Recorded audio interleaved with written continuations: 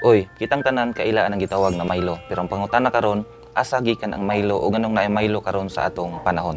Ug asa gikan ang pangalan na Milo? Kana ang sulod sa atong video karong adlaw. Sa Pilipinas, uso kay nang gitawag na Milo. Katong gagmay pa ta mga batang 90s, kana atong mga paborito na imnonon, mga choco drink kanang Milo.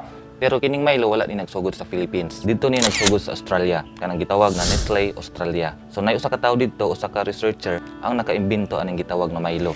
Siya si Thomas Main. So kini si Thomas Main, usa ka researcher dito sa Nestle Australia, siya ang nakaimbento, siya ang nagdevelop, siya ang nagformulate anang gitawag na Milo. Pinaagi sa pagsagol-sagol sa mga ingredients niini. Kana ang full cream milk, sugar, cocoa, malt, vitamins and minerals ug kanang gitawag na powder. So kana siya ang gi-formulate, gisagol ni Thomas Main dito sa Nestle Australia. Ug kana siya nahitabo katong 1934. Ang pangutana karon nganong Milo ang pangalan? Ingon sila ang meaning daw sa Milo is masarap inumin, lasang Ovaltine. Pero kana siya gara-gara na siya sa mga tao. Kay kanang Milo nagsugod yun na siya sa kanang gitawag na pinakakusgan nga tao sa unang panahon dito sa ancient Greece. Siya si Milo of Croton. Kana si Milo of Croton, siya ang pinakagahi, pinakakusgan sa unang panahon. Siya ang 6-time na champion sa Olympics sa ilang panahon sa una. Mao nang naay Milo karon. Diha gikuha ni Thomas Main ang pangalan na Milo. Ang pangutana karon ngano kaha sa kadaghan mga tao no, sa kadaghan ng mga tao dito sa ancient Greece is nganong kang Milo of Croton man. Tungod lagi siya kusgano na siya sa sports. Ug mausab na ang focus sa kanang gitawag na Milo. Gibuhat ng Milo para sa mga atleta.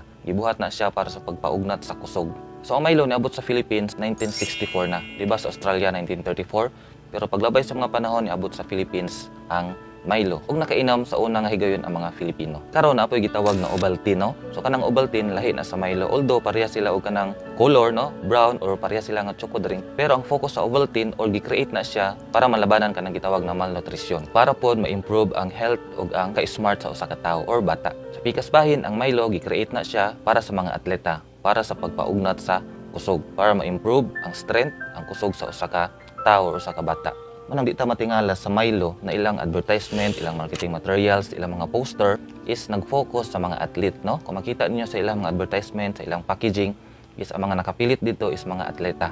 Kay mao ilang gi-focus. Ang Milo usa ka iconic kayo na imnonon diri sa Philippines, no? Labi na sa mga batang 90s. Kami sa una palinyahon mi sa mga maestra sa mga eskwelahan nga naibas sa Milo. Ug dito pasudlon mi ug paimnon mi og bugnaw kayo nga Milo. Ug kana siya perting lami. Ug ako kahibaw nganong kung kami mo timpla, kung ako yung timplaan ng Milo is layo ra kayong timplahan dito sa katong bus akong giingon.